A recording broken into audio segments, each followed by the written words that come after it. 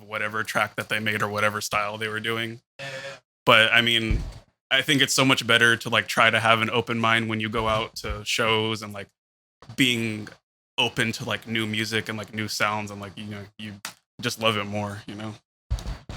I want to give a big shout out to SoundCloud for like exposing me to a lot of like cool new sounds, and I want to give a big shout out to Hard Summer specifically in the Southern California region because I've always felt like they were really good at like putting new artists on, especially if you didn't know them. Like I could recall so many hard summer events where I discovered a new artist I didn't know, and I was like, damn, I fucked with this. Like whoever curated this lineup, like they did a great job in terms of like it being like underground and like it was entertaining for like the live setting. Mhm. I think Branches might have been one of those artists actually. Now that I'm thinking about, like, I think he was one of those sets where I pulled up. Like, I think I was just taking a break, taking a little breather. I stepped aside from the group that I was with, and I was like, damn, who is this person? This is like trap era, bro. SoundCloud trap era, 2015, 2014, and like, the good old days. Shit, dude. And Branches, dude, like that. He was for sure like one of my idols. Like I would look up to like every release like he's gonna come out with for sure. Like, and and for Hard Summer for me, like always did a great job. Like just like they always were able to like recognize the momentum of an underground, and like I always feel like they did a really great job with that shit. Like with like Insomniac events now, it's just like all right, now you can tell like they're relying a lot more on like the seasoned artists that have been like having catalog and fan bases for a while, and you have like that small balance of undergrounds, and then at least I'm talking about the earlier Hard Summer events. Maybe now with these like Hard Summer lineups, but Hard Summer I feel like just always had a much more greater balance, like putting people on underground. If you don't really necessarily know too much of that person. That's how we found Snails, yeah? Well, I actually knew about Snails from like his Snail Dip mix. That's how I found But yeah, going Hard back to what Summer. I was saying, they knew the momentum of underground artists that were like picking it up, and that was his first U.S. Performance. Yeah, Snails was yeah. Hard Summer 2014. You and I were Legendary. there, dude. Karina was there. Was that me, her, you? Was it somebody else? Yeah, my sister's friend Max. There you go. Yeah. Yeah. And there you go, bro. Like they were the first first U.S. performance was Hard Summer and Snails. A couple months after that, like I mean, history. You could look at history and like you can see what he's done, right? And yeah, now I'm noticing it. Hard Summer has been that festival that I've came across a lot of newer artists. Like I came out discovering a lot of newer artists. Insomniac, it's a lot of it's like, oh, I already know who I'm going for. And Hard Summer, I feel like I get a little loose and be like, oh yeah, like it don't matter like where I end up because I know Hard Summer in terms of curating their lineup, they just know what's up, and they've had proof of that with lineups. With my experience since 2014. Yeah, I mean, I've kind of avoided Hard Summer just because it's so hot. Yeah. Last year, I had to go because they had Scream, and he did an OG dubstep set, and like it was. Did he drop some drum and bass? Did he drop drum and bass? Yeah. No. It was all just like OG, like Tempa, DMZ era, like dubstep, early 2000s stuff. And I got you. And it was crazy because like it's so focused on like sub and like sub frequencies. Like right before was like Riot 10, which was like a very heavy set and it was really good. But Scream went up and like this sub was just so strong. Like, dude, like I had to like back up because like my brain was rattling. Like, but it was. So it was Riot 10 and then it was Scream. Yes. Damn. I could just imagine the audience like demographic transition. It was. It was. I could see it was really jarring for a lot of people because like Riot 10 is dubstep and Scream is dubstep, but it's like the era difference is so like vast that like a lot of people who aren't like familiar with like the original like dubstep sound, like they hear it and they don't even recognize it as dubstep. They're unfamiliar. Like it just sounds like music to them. Now, when you say era difference, like how much of a big difference you're talking about? Because you're saying comparing to like old school like sounding dubstep into like the Riot 10 like newer sounding like modern sounding dubstep. Yeah. What would you say would be like a decade, like 10, 15 year of an era difference of sound like, style? Would you say?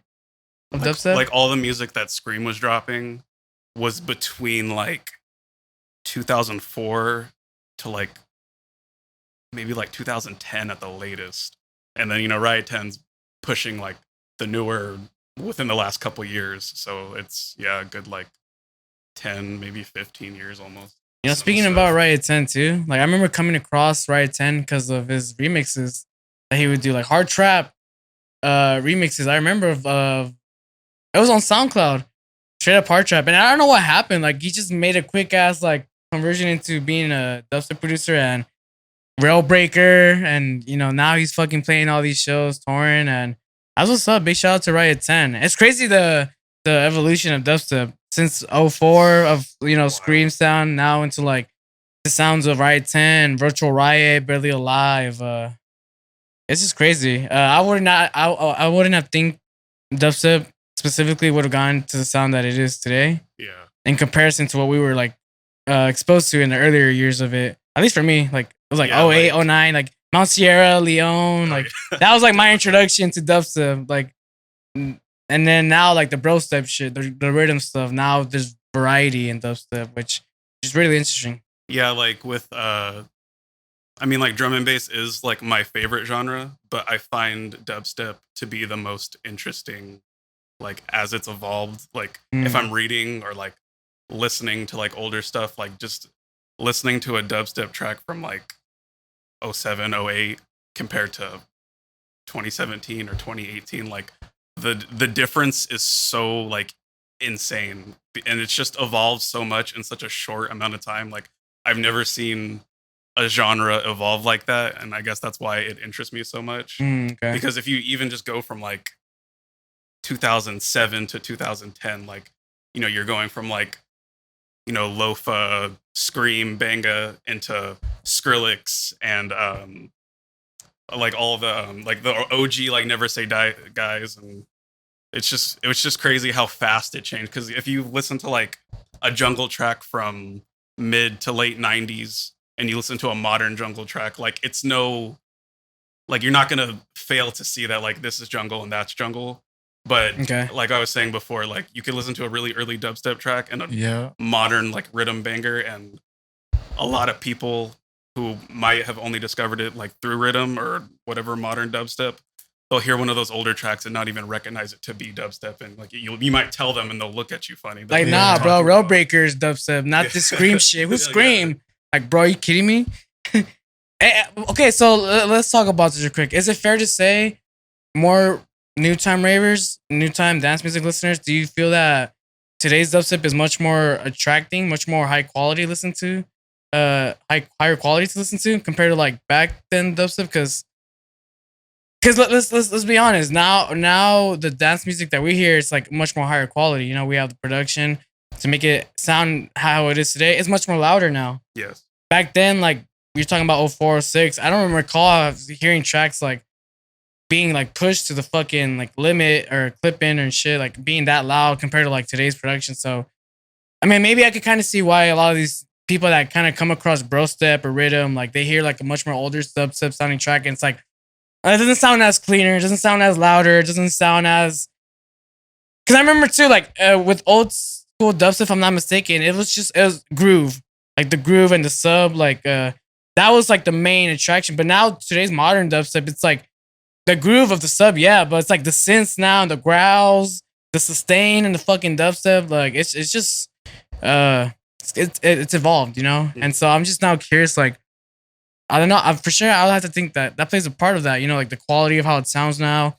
Because I don't think there's a lot of like high quality dubstep like tracks back in the day, like 04, 06. I mean, we only had the programs that we had, but damn, now I'm thinking about it, like even the sound quality was different. Mm-hmm. Back the music, the dance music back then, to what it is now. Because nowadays it's just loud, hella loud. And back then it might even be. Back then it might have been even cleaner, bro. Yeah, like, and much more raw sounding as well. Because again, like the loudness wars, I feel like just made everyone want to just push their track to the fucking max as much as possible, to where like when it's the live setting, it's bumping. But I feel like you could lose a lot in quality when you're like wanting to boost shit. Yeah, it's just like the difference in like technology, like what they were working with then versus now, like definitely like the sound is going to be better like now. But I think like what's so attractive about older dubstep is that like in its inception, like it was so like vague as to exactly what dubstep was. So, you know, it just was like this minimal form of dance music that like took inspirations from literally anything. So like, you know, you had people who were coming from like the dance hall and reggae backgrounds. So you have those really like reggae feeling dubstep tracks, and you had people like Distance who came from metal. So like you have those metal guitars going through, and then you have people like Scream and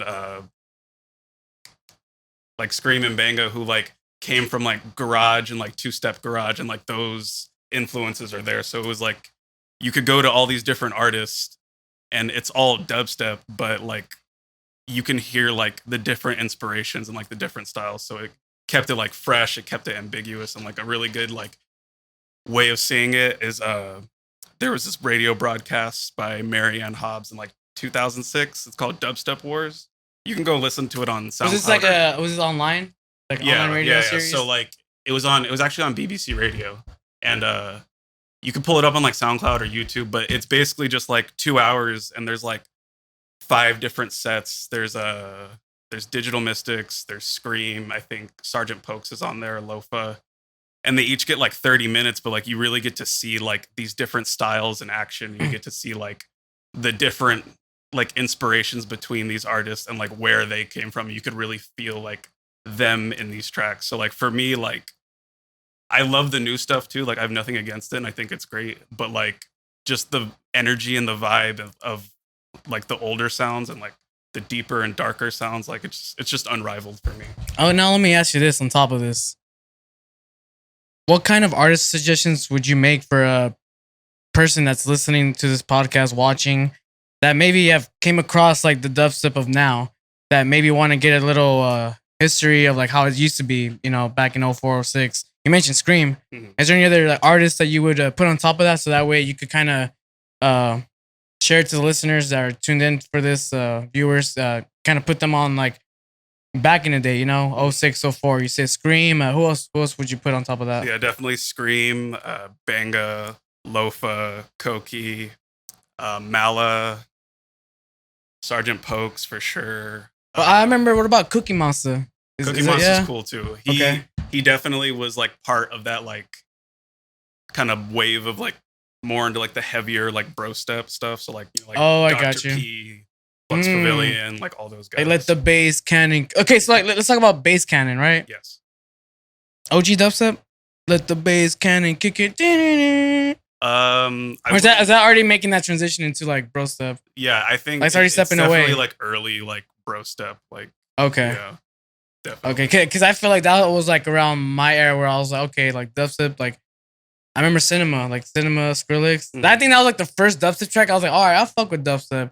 Like you are a cinema. I remember one of my first house parties. The very first house party I did.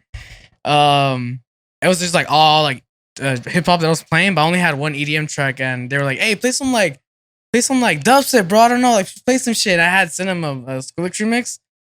And that shit went off, bro. And I wasn't really fucking with dubstep like that, but that was like the dubstep that I was exposed to.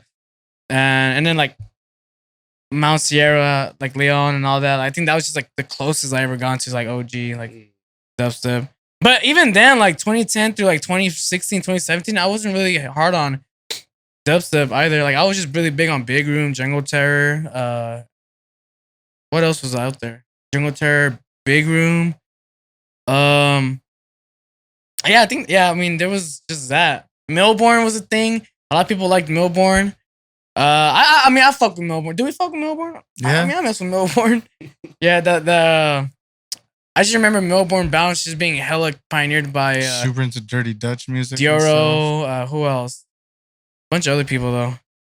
But yeah, I remember I think I was in 7th grade when I like first heard of dubstep, and at the time like I was already into electronic music, but I was like really into hardstyle. Like that was like the first genre like I was like serious about. and then like dubstep started coming up, and it was Skrillex. And I remember being in like one of my classes, and we had like a substitute teacher, and like kids were playing like Skrillex, Scary Monsters, and all that. And I heard it, and I thought it was cool, but like I wasn't super into it. And I remember like saying out loud, I'm like, oh, I'm not really into like dubstep. And then the teacher was like, that's not dubstep. Like, I'm gonna show you real dubstep. And he wrote down Scream and Digital Mystics and like all those guys for me. And I went home and listened to it, and like, you were in 7th grade. Yes, I was 12, 13. Shout out to the teacher. Yeah, shout out to that guy. I wish I could remember his name. But like from there, it was just like got into that. Then it got into like garage and jungle and like. So that was your introduction to like that world of electronic music, like that UK based culture. Like it was that. But you've already been put on like going into 7th grade, like EDM. Yeah, I was listening to like, so I heard like Daft Punk, and like I thought that was like my first time hearing electronic music, like as a child. I feel yeah. And it like just blew my mind, because like when you hear like a band or something, and it's like you hear it and you're like, okay, like that's a guitar, like I know what a guitar is, or like I know like what like a saxophone is or whatever. But like hearing electronic music and not knowing what these sounds are, but it being pleasant, was so interesting to me.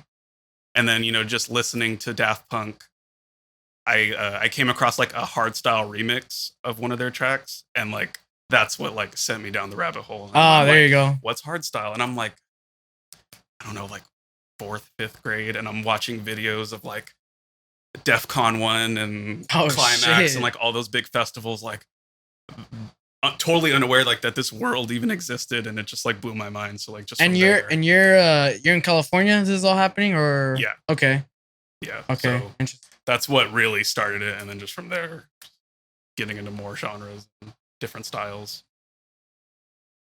Damn, 7th grade. I started shuffling in 7th grade. I think that was my first step to dance music, was shuffling, if I'm not mistaken. I always say it's DJing, but now I'm thinking about it, like 7th grade, I was shuffling, and that was like, you weren't shuffling to no hip hop. You would go on YouTube and like put, for me, I would put songs to shuffle to, and I would just come across like, ha ha ha ha, I'll fuck with this, okay, little kid, fucking, all right, we out here, Moon Boy, okay, ha ha ha ha ha, okay, Showtek. Oh, dude, you know what? Hardstyle was the first genre I was fucking with. Now I could definitely say that. Colors of Hardstyle, FTS. I mean, obviously the anthem.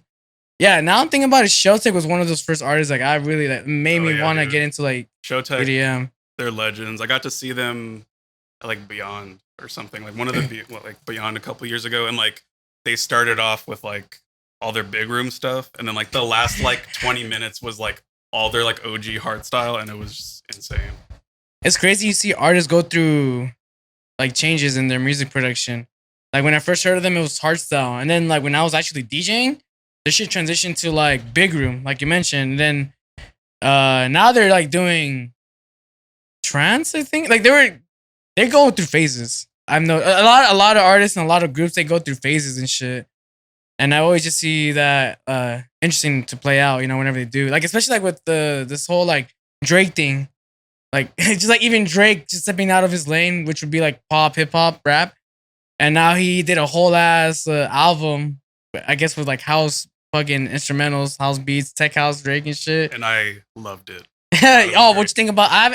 Honestly, I've yet to heard it, and like I don't know why. I'm just like not wanting to hear it, but I'm gonna hear it pretty soon. But what do you think of it? I think it's really good. I actually really liked it. There's even a track on there, I can't remember the name of it, that I really liked, because like I have a really weird like fixation for Jersey Club. Like I love Jersey Club. All right. And there's a Jersey Club track on there that he sings over, and I'm like, the beat comes in, and I'm like, man, like this really feels like a Jersey track. And then the bed squeaks come in. I'm like, oh my god. Damn. I'm like, damn, he's really doing it. Okay, so for Jersey Club, what are the 3 necessities to make it Jersey? All right, bed squeaks. Okay. What else? A really like low pass, like deep subby kick. Deep subby kick. Sure. All right. The pop it. You need that. You need that pop it. Pop it. Like you need some type of like repetitive vocal. Like every 2, every 4. Yeah, that's a little. Has to be a little sexual, just a little. Right. Oh man, Jersey Club, dude. Every genre's gonna have its shine, fam. Every genre's gonna have its shine. Phayla, dude, how we feeling, bro? Feel good. Thanks for coming through. No, thank you for having me. I've honestly been wanting to do this for a while, so it's cool. It's cool to be here. I know you've expressed like you watched the episodes like as well, and now that you're here in the studio, bro, like, what you imagined? Yeah. Oh yeah, just about. nice. These are actually new right here too. Robert sent me a picture like 2 days ago. Yeah. Oh, we just got these in. I'm like, oh shit, bet. Pretty cool. Some lights that I'm looking. Make sure they can see my imperfections. Reflections. Which yeah, are good. perfections at the exact same time. You feel me? Yeah, bro. Welcome to the Spotlight Podcast here at Lucid Tempo. We're talking about a lot of trending topics in dance music and showcase upcoming platforms, music, and artists, bro. You already know how we do it here, bro. We're going to talk about some dance music. We're going to talk about some drum and bass, talk about Subfactory, talk about a lot of things, bro. But before we get into that, we like to do a segment here called Quick Hits. And it's a questionnaire that we do with you. We ask you a bunch of fun-friendly questions relating to like DJ, dance music, raving. It is going to be timed. So try not to think about it too long, but they're not like complicated questions. So like they're pretty easy to answer and pretty fun. All right. But yeah, man, I'm glad to have you on here as well. Thank I'm you. glad to hear that you've been wanting to do this Yeah, dude. for a while, bro. That's awesome. I love talking music, so I mean, That's cool. any excuse I can have to talk music. Yeah, I've noticed that, like, especially for this platform, I think it's just real cool to just be able to talk music. Where, like, you know, when you're out and about, maybe you're not talking about these particular topics, but in a controlled setting like this, like where we could just kind of talk about these topics, I think is real cool. You know, because maybe we don't have these kind of conversations out there, but maybe sometimes we do in this type of setting, and then, you know, people can come across this video or come across this podcast. They can maybe learn a thing or two, or maybe just take in like experiences from either myself, you, Robert, or anyone of our guests that come through. So it's always cool, bro. We've been seeing it more as like a therapy session. You know, just get your shit off, bro. So if you have any beef, bro, air it out right here. I'll make sure to do that. Oh, awesome, dude. And if you guys are fucking with the content as well, make sure to follow Lucid Tempo at Lucid Tempo over on Instagram, Facebook, Twitter. Where else are we? SoundCloud. Well, like I said, SoundCloud, TikTok, YouTube. Thanks, bro. All right, then, Phayla, you ready for quick hits? Let's do it. All right, bro. Here comes the first question. Question number 1. What is your social media handle? Phayla _PHAYLA. Favorite DJ software? Rekordbox. Yeah. Age you started at? Started DJing, or Yeah. I started DJing probably at like 16, but I started producing at like 13. Favorite subgenre? Dance music.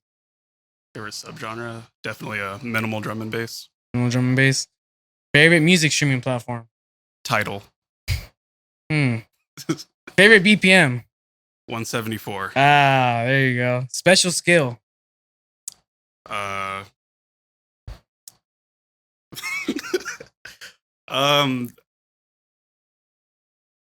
could DJ pretty good. That's a special skill. That's a special bro. skill. I've heard people say that shit's hard, bro. DJing's hard. Yeah, that shit is hard. True. Oh, you know what? Yeah. Actually, I can be a little more precise with that. Okay.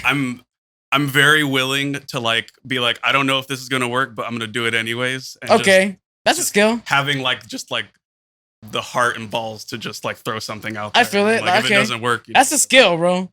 Just to kind of be like, fuck it. Like, we're just doing this and no matter the results. Like, that's a skill. Like, you know, that's Yeah. bet. Not the last festival, bro, but the first festival. What was your first festival? Beyond Wonderland 2017. Why? Why was it my first festival? Yeah. Because I just turned 18 that year. All right, cool. So you've been wanting to get to these festivals, Oh. but you just had to wait because of age limit. Yep. Me too. What is your dream festival? Rampage in Belgium. The biggest. I'm gonna say it right here. The biggest dubstep drum and bass party in the world. Definitely. You guys need to check that out. Search it up right now. Go on YouTube if you guys are not familiar with it. Rampage, bunch of sets. One of my favorites, Murda, back-to-back Samplifier, back-to-back Infect. Check that shit out. Straight rhythm. Yeah, but I'm guessing you're there more for the drum and bass vibes. I love bass music. I love dubstep. I love drum and bass. I obviously lean more towards drum and bass, but I love dubstep too. Okay. So what made you love drum and bass? Like, especially like minimal, like what What about it made you be like, yeah, this is like my number one, like my go-to? I think like when I think about like myself, like as a person, like I'm very like minimalistic just in nature. Like I mean, I'm the way I dress, like the things I like I don't need a lot to like sustain myself. And like just the whole idea of minimal drum and bass where it's like you're stripping away like the elements of it, and like it's very, sometimes it can be really like bare, and sometimes like it can be like really technical but still like retain like those like minimal qualities. And I just think it's so interesting like what they're doing with it, like how it can be like kind of soulful or it can be like really dark and hollow. And like I like, you know, like I like R&B, so like a lot of those R&B elements are moved there too. So it's just Minimal drum and bass. Yeah. Okay.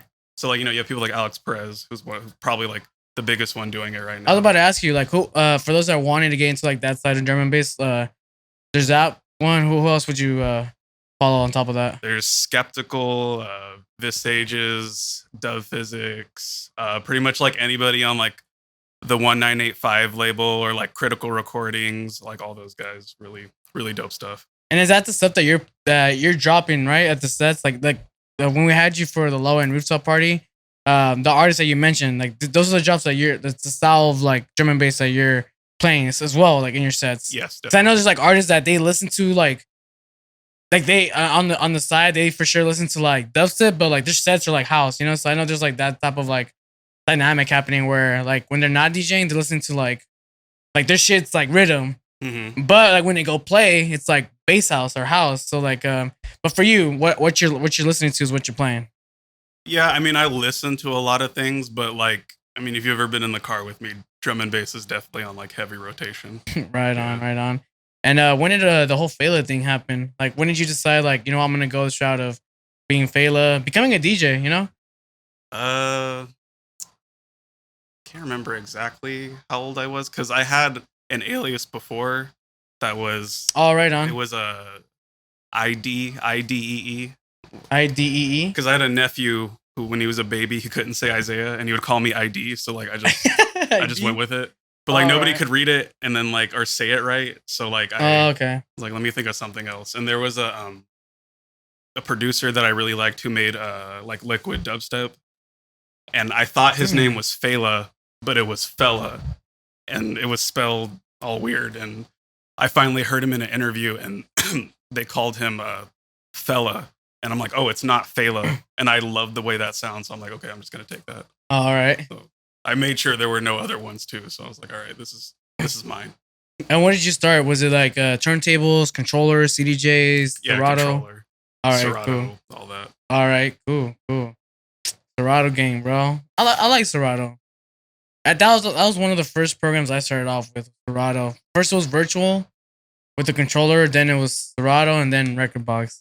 Speaking about Serato, I've been thinking about this lately, and why is it in Serato it naturally gets your grid set on your tracks, good, on point. You don't really have to readjust your grids when you upload on Serato. But then when you do it on rekordbox, that shit's all fucked up. Gets all fucked, dude. So what's going on here, rekordbox? Like, what's the, like? I just want to know, like, for sure, Serato's grid system does a really great job compared to rekordbox grading system. For sure, you have to manually get into that shit with rekordbox, but Serato. And now I'm like, it's been so long. rekordbox isn't that new program anymore. You know, it's been here for a minute. Why haven't like they incorporated something like a Serato automatic sync? I mean, they do have the automatic analyzation, but why isn't it as good as Serato? Well, I mean, are enough people complaining about it? Like, are enough people like bringing it up to? Do we need to like get a petition or something? And I'd sign maybe, yeah, maybe. I mean, we're. I mean, this is considered. I like, lose the tempo, fam. Hey, so rekordbox. Serato's pretty much Apple right now.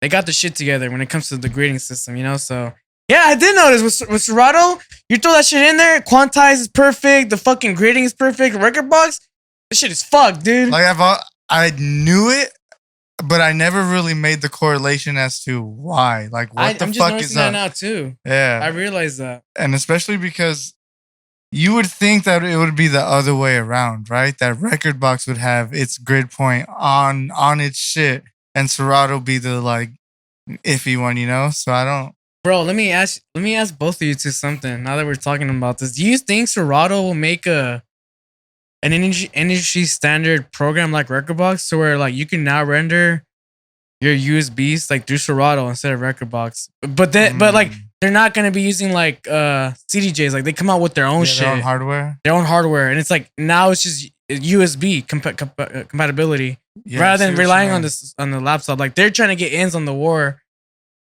Aren't there like X DJs now that do run Serato? I think, like some of the newer ones. They do, but I'm not sure if they like if you could still like do your exportation like from like the queues of all. I mean, I don't know. Actually, I do not know, but I'm just curious that maybe they might go into that route of like, you know what, like when it comes to CDJs, at least when you think of like what program people are using to render out their playlists for CDJs, it's rekordbox from what I hear. Yeah. So like I could just only imagine maybe a competitor in that industry being like Serato being like, you know what, fuck that, fuck rekordbox. Like we got the best grid system. Like let's just fucking just up. I mean, we got the DJ software. They already have a lot of their like hardware for mixers and stuff like that. At this time, they just got to make their CDJs. Either they make a completely different program that's like really specified for like exportation for a rekordbox like gear, or they're gonna make like another itch. Yeah, or it's just another feature they add on to a current Serato program. Because honestly, now that I'm fantasizing about it, I would switch. I think I would switch over to a Serato program layout. Yep. I could see that. Like the only reason I went to rekordbox is because of fucking CDJs. Yeah. But if it wasn't the case, I'd probably still be at Serato. And I think the only program too, I think Denon has their own program. Yeah. But it's like it's still kind of like it's new.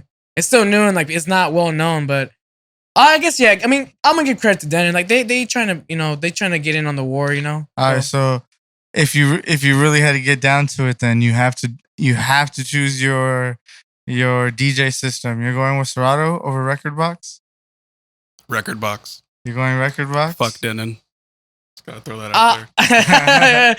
Damn, bro. What did Denon do to you? But he's like, let me tell you. Oh shit. I can see myself maybe going towards Serato because I have a lot more history with Serato, and I think so. I feel like it's always been very reliable and like reliable. Yeah. In terms of performance, like DJing. rekordbox, I've DJed with rekordbox on a laptop with my controller versus like a controller with Serato. I've always felt like it was smoother on Serato. Yeah. Hardware. But that's just me though. Whoever's like tuned in this episode, if you guys want to share like your guys' experience with that, let us know. Maybe you agree or disagree, but we like to know because I've always felt like, and I've talked with other people too, like people like the Serato processing in it, but because it doesn't offer that USB rendering for like CDJ playability, like people have to download rekordbox and deal with the unsustainable fucking grading or whatever the fucking case is, the con is for like the program. But wow, man, we might see that. Who knows? Wow, but yeah, Serato's definitely like if you're using a controller, like Serato's the way to go for sure. But like if you're, obviously if you have an XDJ, like you have to use like rekordbox. It's more of a necessity than like a preference. Yeah. Now there is I think you mentioned too. There is a controller that you could do also USB and Serato. I think that shit is cool. Mm-hmm. Like the ability to go from Serato and then rekordbox like USB, like all on one controller. I think that's fucking killer. Like I would like to get a controller like that, no doubt. Because if I was doing like a gig that required more of me to like having to search out a particular track rather than scrolling through the knob of a CDJ, maybe I would have to bring out the laptop and associate that with the controller. Makes track searching easier. And then with a controller with USB, you kind of already have to have your playlist pampered and fucking, treated already to the point where if you're going somewhere to play, like you kind of already need to have your playlist treated. You can go to a gig with like a laptop and I got all these songs, like we could roam around and find the right track. But with USBs, for sure, you're like rendering out the playlist, like all your best songs. I would think, like, I mean, especially like the USBs are not much memory, so you're packing your heaters in there. But yeah, I can see myself going to Serato though. Like if they make that fucking program, just to kind of wrap that up. But But yeah, dude. So getting on to Phayla and then Subfactory, bro. Oh, the boys. Yeah, man. How did you come crew. across Subfactory? How did all that happen? So I met Guthix at like a show, and like we just hit it off really well. And he knew like I was mixing, and he had invited me out to play a show with them. And that's like before the show, I came over to his place, and like I met Ghoul and like everyone else. Yeah, and like yeah. I played a show with them, and we just hit it off, and I just wanted to be a part of it. And So that was Subfactory already. it was like or- Revival and Subfactory. Oh, because it was that time. Okay. Yeah, and this was like 2018, I think. And like I just, stuck with them, and we became really close friends, became family, and now we're throwing shows. So who all consists of the Subfactory team? For those that are not like familiar. So it's myself, Guthix, Ghoul, Razmataz, and Innate. Hell yeah! And then you guys right now, for a while, you guys were in San Bernardino, like doing collaboration events with Revival with Daniel. Shout out Daniel. He's the man. I love you, Daniel. Yeah. And also check out Daniel's episode as well. We have it up on Spotlight, Guess That Tempo, learn more about Revival. Yeah, that was over there in the Elks Lodge, right? You guys were doing it in the SB. Mm-hmm. How many years was that? Was that maybe like 2 years, 3? I want to say we started that in like 2020, like the beginning of 2020. And then I think the last show we did there, it was like an after party for Escape. And then after that, we had some differences with the owner, so like we stopped throwing shows there. And then in the beginning of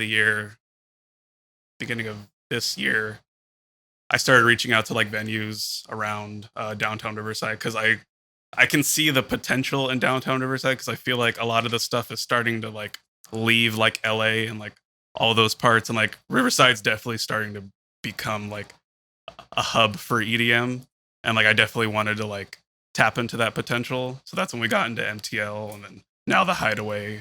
So You know, bro, that's slowly becoming that in downtown Riverside. Like we Robert and I, we were just coming back from Santa Ana, and I was just like saying how like that location means so much to me because of like the shows that they were throwing. It was 18 and over. They were bringing on like talent that I wanted to see, and it wasn't in LA. It was in Santa Ana, much more closer to Riverside, like Moreno Valley area where I'm at. mm-hmm. And now that I'm thinking about it, bro, like from the perspective of us, like Subfactory, Revival, Retrospect, Low End, like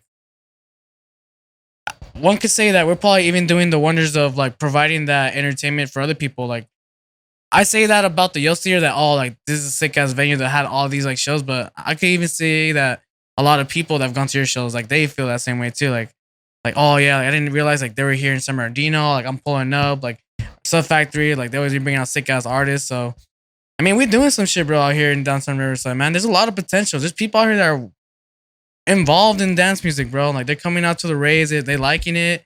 It's becoming a lot more popular, bro. So definitely it's buzzing, dude. And it's a great time to like be throwing shows and like being able to provide a space for people to come through, listen to dance music. Now,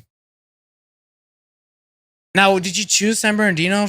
Did you guys choose San Bernardino because it was just closest for you guys, or that was just like kind of calculated? Like, you know what? Like we're gonna try to grow something in San Bernardino before you guys kind of started leaving that and then more towards downtown Riverside. Well, we started with like backyard shows, so like in Muscoy and Bloomington. Oh, okay. Oh, I remember that. Yeah. Those are fun. But honestly, that was something acquired by Danny and Ghoul, so I'm not really sure like how we fell into hosting the Madhouse, but we just okay, I got you. That was before, I guess it was before like I took more of like a active role like in the collective. Subfactory? Oh, okay. But yeah, I'm not really sure how we like landed there, but I mean, we were there for a year, threw a lot of good shows there. It was cool. Okay, and then now it's downtown Riverside. Yeah. Okay. Was there any other potential locations that you were eyeing, or you guys were eyeing, in terms of like having your next series of events, or or did it just seem like downtown Riverside was the move, like within this proximity? Well, just because I mean I've lived in Riverside for so long, and like I know the spots, and like I've seen them, and I Mm. know like these are dope places to like have shows. And the first the first place I tried was the Hideaway, and then they kind of like gave me the cold shoulder, and then I reached out to MTL, the guy who does the booking there, and Oh, well, right. he used to do the booking there, and he gave us Thursdays for a little while, and like those are really dope. Sadly, like they changed management, so like now we're just kind of waiting until like they're done renovating, and like maybe we'll be back there, which would be really cool. But yeah, then we ended up falling into the Hideaway because the No, new no, no manager- cold shoulder or what? no, yeah, no, No. cold shoulder. But the manager of the Hideaway came to like one of our MTL shows, and he really liked what we were doing, and like Oh, really? saw what we were doing, and like offered us a spot there, and that's where we are now. It's pretty cool. Nice. We've thrown some shows at the Hideaway. It's a cool vibe.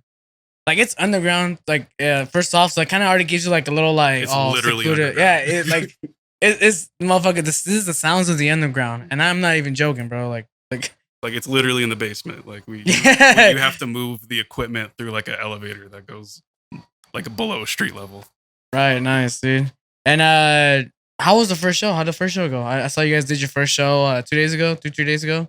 Yeah, it was cool. It definitely feels like there's going to be some trial and error involved, since it was like our first time at this place, and we're just not familiar with the space, how we want to set things up. So like definitely next month we'll probably try some new things and bring in some new talent and just figure it out, workshop it. Okay, let's talk about talent real quick. What's the like? What are some things you look for when like grabbing people and putting together a lineup for like a Subfactory show? Like, what are some things y'all look for like when carrying that kind of lineup? Well, I mean, we definitely focus on like bass music. So I feel like we're often seen as like the drum and bass guys, which isn't wrong. I'm not gonna lie. I feel like I get very major drum and bass vibes from y'all. Well, yeah, we're definitely like big drum and bass heads, but like we love like all bass music. I mean, like one of our like key players. It's not bad though. It's not Yeah. bad. Yeah, one of our key players, Guthix, like is like the king of rhythm. So like, Right. like we definitely love that stuff too. So I mean, it doesn't have to be like just bass music, like because one of our other members, Razmataz, is like a really dope house DJ, Yeah. and like we love having him there. And he definitely provides like a good a good break in like the monotony, because it's like Right, yeah. drum and bass, and then like Yeah. a nice house set, and then back into the Okay, heavier so stuff. so you can you agree as well? Because I agree too. Like when it comes to like dubstep, like after a while, like dubstep set, like it's fair to say now, like it'd be good for a switch up, right? Of like vibration, rhythm, like yeah. bass patterns. So especially coming from the German bass perspective, even you would say too, like after like maybe 2-3 German bass sets, like even you would like to hear something different, like a little like house maybe, just to kind of To bring break the it up. yeah. There you go. Yeah, like, and then it doesn't necessarily have to be like a whole different genre, but just maybe like somebody who approaches it differently. So I got like, you. if you look at like Ghoul, for example, like he has very like high energy, like heavy, like mixes really fast, like 8-bar transitions and stuff. And like, he's doing drum and bass, but then you have someone like Innate who's like focusing more on like the techie, soulful, like letting tracks play out a little bit more, and then like knowing when to switch into like newer stuff. So it's like it's both drum and bass, but it's just different parts of the spectrum. So like we just want to have like a variety, but like still keep the idea there. You know what I mean? All right. Now, and does like the vibes and like the type of tracks that some of these artists and DJs that you guys have for lineups, do what they do sometimes dictate like where they're placed on a lineup? Like for example, like you're saying like for the heavier stuff, like does that dictate like where they're placed? Like earlier within the lineup, later? Like do you guys kind of like look at it from that perspective when curating a lineup? Like, oh, this person brings this vibes. That's more for like a closing type set or opening or in the middle. Like, do you guys see curating lineups like in that perspective? Or because I feel like I do that when it comes to lineups. Like when I come a part of a lineup and I'm curating it, like, I'm just like seeing, okay, like would I believe this would be like a good fit for this particular set time? Like, or do you guys not really care about that type of stuff? You guys just like, well, whatever you play, like it don't matter, like whatever set time. It just kind of varies because it's like if we're doing a show and it's just like us, like I feel like all of us have the potential to like have a really like hype set, like a good like prime time set. Yeah, I got you. Like I feel all of us are capable of that. So when it's just us, like, you know, it'll vary. Like I'd say the show on that we did at the last one at MTL, I think I played at like 11:30 or something like right, that. right. But then this show I took a earlier slot and did like 9:30. So like it's more like we're gonna like just mix it up between us. Just I got to, you. like, keep it fresh, keep it different. But it's like, of course, if we have like headliners that we're booking, then they're gonna get the prime time set or like whatever set that they want to have. They guys recently had some headliners. Night Stalker. Shout out Night Stalker. Boyer Beats. Chef Boyer Beats. Shout out him. Night Stalker. He's playing. Isn't he playing Project? He's playing Or not Project? Is it Nocturnal? Nocturnal. Yeah. That's what's up, dude. He was just at EDC too. Yeah, that's awesome, bro. That's cool. That's real tight that you guys are bringing out these type of artists. Like honestly, that's God's work, bro. Because people don't sometimes they have to drive out to LA or like all these other places, and the fact that they could go to a Riverside show and like go see someone like Night Stalker or who was the other headliner, Boyer Beats. Yeah, Chef Boyer Beats. Yeah, you know they could go. They don't have to drive out to LA to see that kind of person. They could go to a Subfactory show and you know, pull up and see that kind of entertainment. Shit. I mean, if you want to, bro, is there any? You guys have been eyeing any headliners for the Hideaway, or is you guys still kind of like trying to like build that relationship like with the venue, like keep it more like local, in terms of lineup? Well, when it comes to like booking headliners, honestly, like when it comes to booking headliners, like we honestly just look at artists that we really like in our personal lives, and we're like, they're sick. Like, let's see if we could get them. Because, like, you know, like I've been listening to like Chef Boyer Beats, and I've been a fan of Night Stalker for a long time. So, like, to have them come out, as funny as it sounds, it's more for us than anything. I mean, that's cool, bro. Like, you guys, like, people could throw shows for whatever. If you're throwing the show, like, you have the right to throw it for whatever reason, bro. Whether if it's for like the audience or just for your guys itself. Whether the night sells out or if it's packed or not, like the fact that you guys as artists that you guys wanted to see is there, like that's enough for y'all. And that's real tight, bro.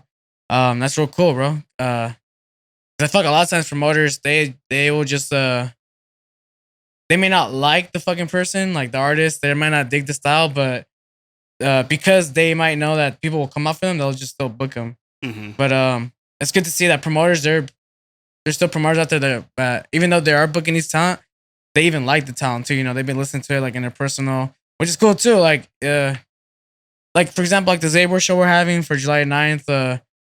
Like I like Zabor's music, so it's cool that we were able to book him and have him come through and throw down. You know, he's had releases on Disciple, Never Say Die. Gonna be on some rhythm ass shit. More than welcome to come through, bro. It's gonna be a great time. Yeah. But yeah, I mean, are we gonna be getting like some of these shows at the Hideaway? You think, or definitely, yeah. Do you guys plan on staying there for a while at the Hideaway? Well, we have 2 shows coming up next month at the Hideaway, so it looks like we'll probably be there for some time. So it should be dope. But yeah, we definitely like the idea of Subfactory. Like we want to like have a big emphasis on like community and like feeling like involved, and like of course having headliners is awesome, but like we don't want to be reliant on them. You know what I mean? Because it's like once you start booking these huge talents, then you kind of set like a precedent. Like now it's like if we don't have these huge talents, like can we still like have a show? And like that's what we want to make sure like we don't fall into, like because we want to be able to just throw a show like with just all of us and the homies, and like because people feel like so comfortable at our shows and people feel so welcome, like they're gonna show up just because it's a Subfactory right. Yeah, show. I got like, you. We've definitely gotten to a position where it's like it doesn't matter like who's playing, like it's just we're throwing a show and like people will show up, and like got you. It's cool. So. That's cool. Like it's just like off the name alone, like people just want to come out. Yeah. And honestly, that's the best. That's the best way to like approach your business. Like where you're not having to rely on an outside third party like entertainment to be like bringing in or like keeping it sustainable, right? Like when you're able to like provide that like within yourself, not having to, you know, get that from an outside, like booking a headliner or having to like book an influencer, maybe like in that perspective, like Mhm. Like, nah, like fuck that. We don't need to have like the big influencer or the fucking big DJs at Subfactory. We just talk to the Subfactory crews there. Like that's all we need. Like we're pulling up if the crew's there. If the crew's not there, even if the headline is there, if the crew ain't there, we ain't pulling up. If the crew ain't there, bro. Yeah, it's been like it's definitely been like a very slow burn, but like it's definitely been worth it because you see a lot with like other collectives, like as fast as they come up is as fast as they go. So it's like the fact that we've been around and like we've established ourselves well, and like now we're finally starting to do like venues and stuff. Like the reputation's there, so it's not Right, like, yeah. we're not too worried about like burning out or anything like that. Everyone's trying to get a little piece of downtown Riverside, bro. Mm-hmm. Everybody's trying to get a piece of that ass. Crazy. There's that on the what was it, April 29th? Like we did a show, you guys did a show, and Nova King Yeah, did a Michael show Sparks, on yeah. the same street. But like it was so insane because it normally I feel like people would look at that as like almost like competition, but it almost I mean, in a sense, it's like I get what you're saying. Yeah, Yeah. it's like a healthy, like I guess you could say competition, but it was like every spot was like full. Like everybody had a good show that some day. people try to make it like that side of competition. Like I've had people come up to me being like, "Oh, hey, bro, like you're throwing the show the same day as Subfactory, like on the same street." I'm like, "Yeah." He's like, "Oh shit, bro, like you don't think that'll like fucking like fuck up things? Like you don't think they'll see that bad?" I'm like for what, bro? Like, Oh, yeah, we don't give a fuck. like I don't like we're doing our show and we expect the people to come out like for us, like, and I'm pretty sure like for Subfactory and anyone else that's on that street, they're gonna have the people come out for them. So I'm worried about us and our audience. Yeah, exactly. I'm like, to be honest, like at that night you're worried about your audience and your people. I'm worried about my audience, my people. Some people just try to push it into people's head. You know, they're like, "Oh yeah, but did you see these fools are having this show? Did you see this person book this?" It's like, dude, like, just like the context from how people phrase sometimes. Like, dude, like that's how you see it. Yeah, I think like the idea of competition has such like a negative connotation. You know to what, it. bro? I was on Instagram stories the other day, and I had a homegirl like rant about how like the feeling of like being in a competition feels a lot more present nowadays, where it seems like people don't want to help each other out or like be vocal about supporting each other, where it's more like they want to keep gatekeeping like information or whatever the case is. But she was saying that how like it's just like a mindset, I feel like, when it comes to like you perceiving it as like competition. Because for example, like for me, it's competition, but it's friendly competition. Oh yeah, It's not like definitely. fuck those guys. We don't fuck with them because they're not at our show. You know, it's like, nah, they're doing their own shit, which is cool. They're doing it for the culture. Like they're building a community. We fuck with that. Like if you guys could go check out a Subfactory show, go check out a Retrospect, go check out a show that that pleases fucking your needs. And when it comes to dance music, go to a community that fits you, that you feel welcomed, you feel like that you could be you. Some people are like that, bro. Like some people, they just try to be a little like weird with context and how they say shit. It's like, oh, did you see that this person's over there? Oh, this person from blah blah blah's here. Like, it's like, no, yeah, like if the wrong people are worried about the wrong shit. yeah, if anything, it's like motivating because like I'll see how like cool your guys' shows like, and I'm like, fuck, I want to throw a cool show too, and like, Right, I got you. like I like seeing you guys do well. I'm sure you guys like seeing us do well. Like, Yeah. It's competition, but like in a good way because it's like more. I feel like it's the fact because if it was just like one of us throwing shows, like at some point you get too comfortable, and like in a weird way, like we're pushing each other to like do better. Right, and, like the provide local better. the local standard in that proximity is not being challenged because you're the only one. Yeah, exactly. That's pretty much, I guess, like saying this is the standard because I'm the only one that's doing it. But when you have other people and you could compare experiences from different event platforms, you could be, oh, okay, like I didn't realize this is an experience that could be offered with this like company in the same area in downtown Riverside. Yeah, this is gonna blow up, bro. Dance music's just gonna keep on growing and growing in downtown Riverside, bro. I could just feel it, bro. Everyone's trying to get a piece of it. And it's just more variety. Like, who doesn't want like more variety? Like, it's Yeah, and honestly, it reminds you. It's kind of reminding me of the days like of like the Yost Theater, bro. Like every Thursday, people would just pull up, like hang out, like in the streets, like talk, network, pregame, and then head into the Yost Theater and for the show, for the lineup. I'm hoping it goes in that direction, bro. Where like it doesn't matter who's throwing the fucking show, dude. mhm. Someone's throwing the show. We're in downtown Riverside. Like, where are we going first? You know, Yeah, pretty 'cause much. people We're going were- first. There were people like hopping spots that one night too. Like Which one? Oh, that same night we all did yeah, the like show? I had people who came to our show and then they went to yours, and then I had people who said they came from yours, and I had Yeah, people who came from Novocaine show. Yeah, Like, there was a was- lot of that shit happening for sure. And I wonder who's gonna be throwing a show that same day for Zabor when we throw our shit. Is there one going on? Saturday night, July 9th. I'm not too sure if anyone else is throwing anything there. Are you guys doing anything Saturday night, July 9th? No, not that night. All right, cool. You know what? For the amount of like entertainment that was on downtown Riverside, like it was a good night for us. What Mhm. about you guys? Ultimately, was it a good night for y'all? Yeah, it was. It was so like crazy to us to see, like, it ended up kind of being like a drum and bass show. Like that was mostly what was played. I got But you. like it was just such like a surreal experience to see like a venue in downtown Riverside like packed for drum and bass, because like I feel like in our region, like drum and bass is just such an underdog, and like nobody really likes it that much out here, or like it just doesn't have that popularity yet. UK is fucking popping. Oh dude, yeah, that they're on another level. You think do you believe we're still behind when it comes to like what UK's on and what we're on drum and bass? Yeah, definitely. How Yeah. many years behind, bro? Like are we Buzz Lightyear behind? I mean, like, I don't even know if it can be like measured in years, because it's just like it's never not been a thing there. Like it's always been like It's always been present. fucking like you're born in the fucking UK, like just drum and bass is in your fucking blood. Dude. Yeah, like jungle has been around since the early 90s. Like it's been there. It's like they're like how like house and techno are like staples of like American like rave culture. Like out there it's, jungle and garage and like breaks and stuff like that. So like that's like one of their pillars of like electronic music. Of course there's like they have house and techno as well and other stuff like that, but like drum and bass has been like a key like element of like bass culture out there. I see.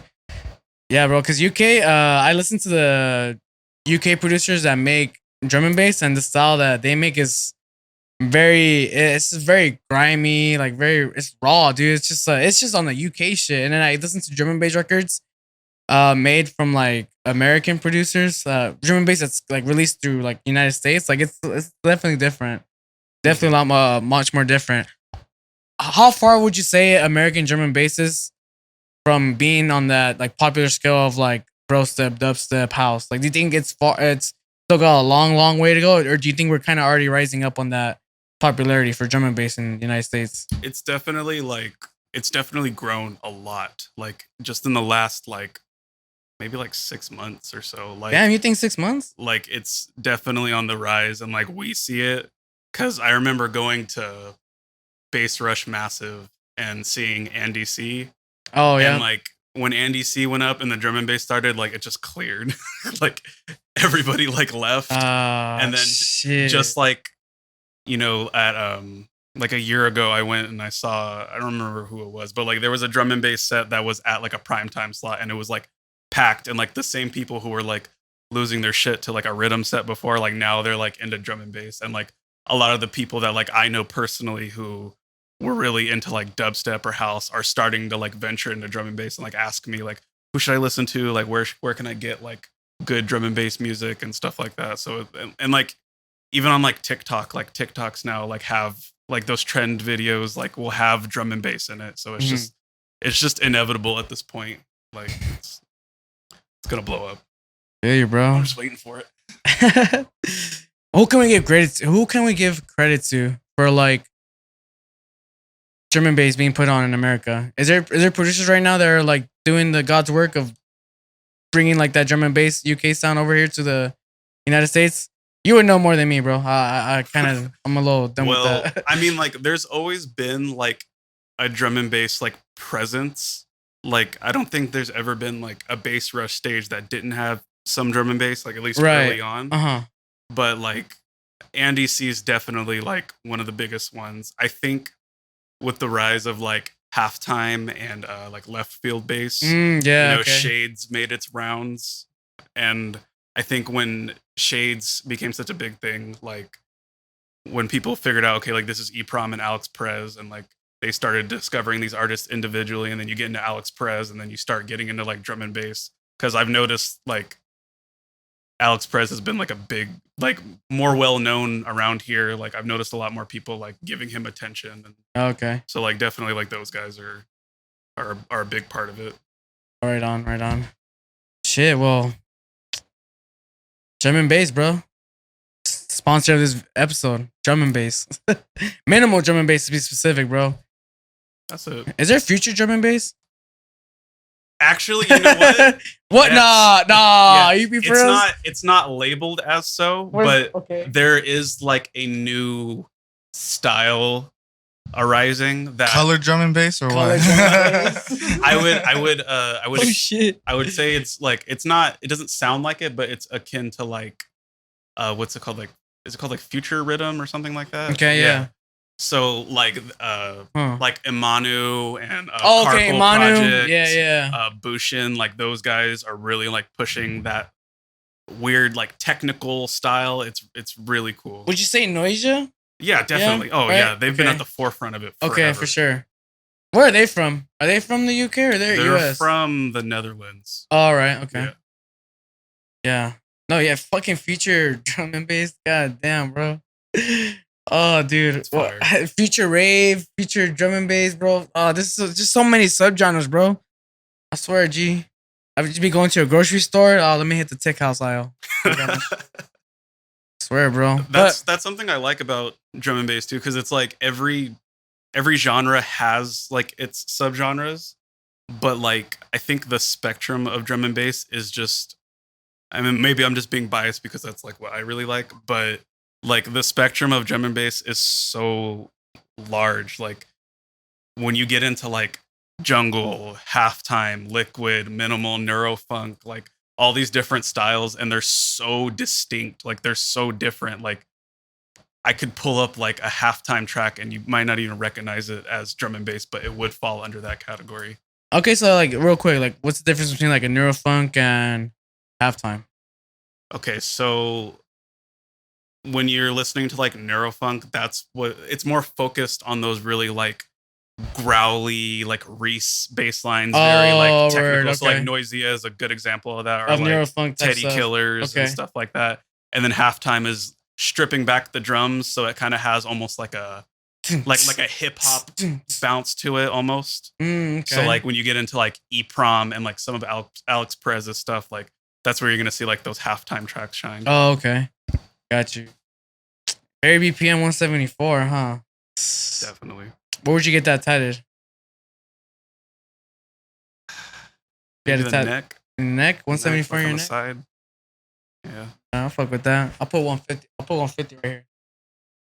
Right here on my forehead.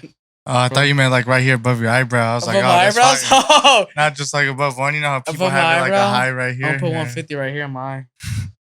Right here in the lip of your tongue and shit, or your lip, the inside of your lip.